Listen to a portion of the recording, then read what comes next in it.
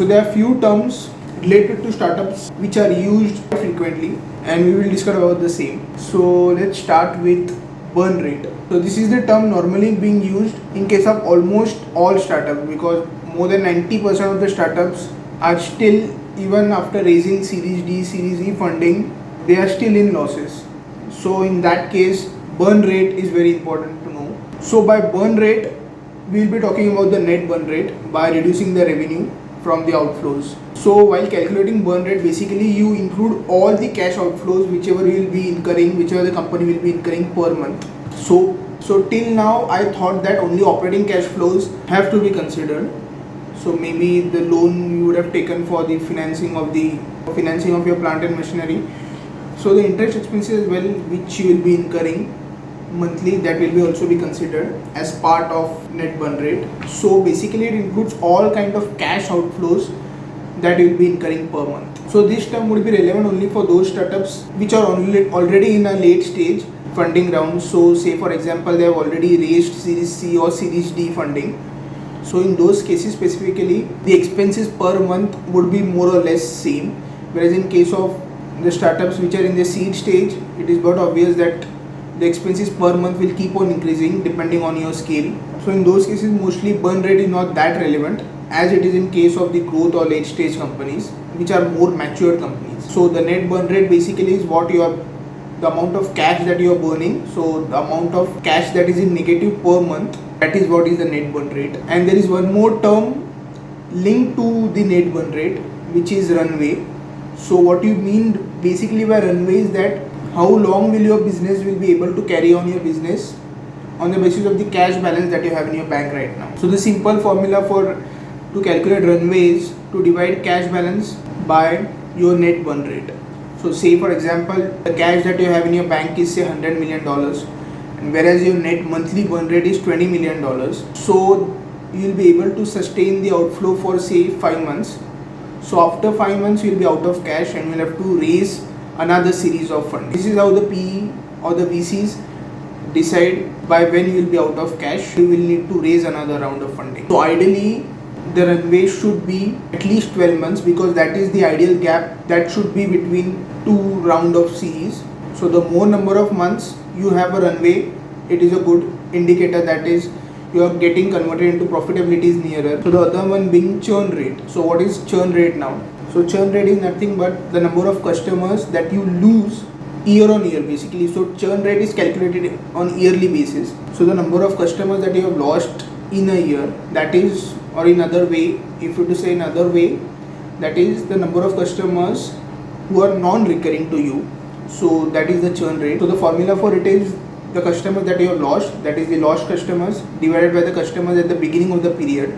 So basically the period out here is T is 1 year. So you calculate churn rate mostly on a yearly basis, not on a monthly basis. And this is relevant only to those entities which have all data related to its customers. So basically in case of B2B segment, wherein you have the data of the customers that you are selling the products to, or in the case of those businesses which are 100% online, wherein you have data of the customers who are registering on your site and then making a purchase. So this won't be applicable whenever you are selling it to any distributor. So to explain it with a simple example, so say the number of customers that you had in the previous year were 100. So you clocked 100 customers in the previous year, whereas in the current year the number of customers have increased by 100%, that is 200. So 120 are your new customers and the balance 80 are your recurring customers.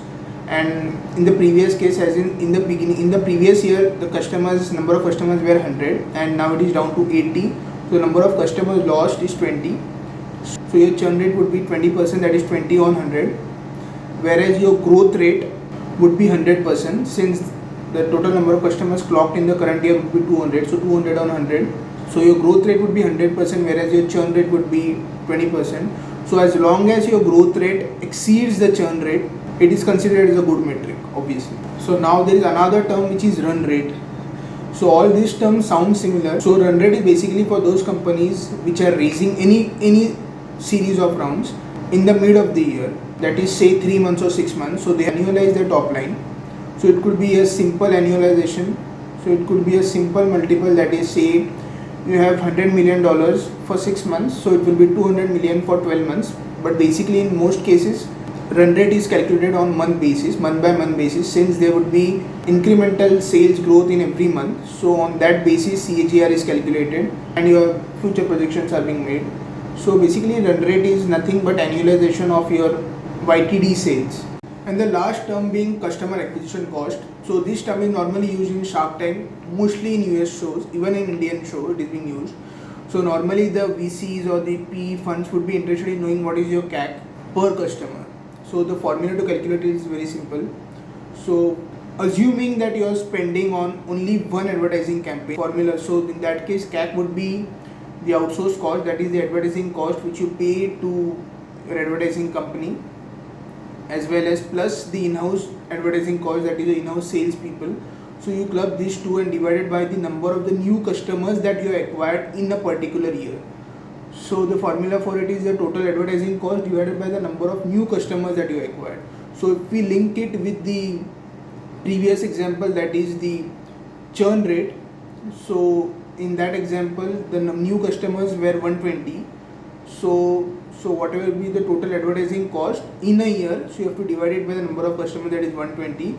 So accordingly you will get your cost per customer. It is not standalone metric, it has to be linked with, it is linked with something, that is CLV, that is customer lifetime value. And to be very honest, CLV is very difficult to calculate, since even if you take the example of your retail customers, suppose they are consuming any FMCG product, their consumption pattern could vary.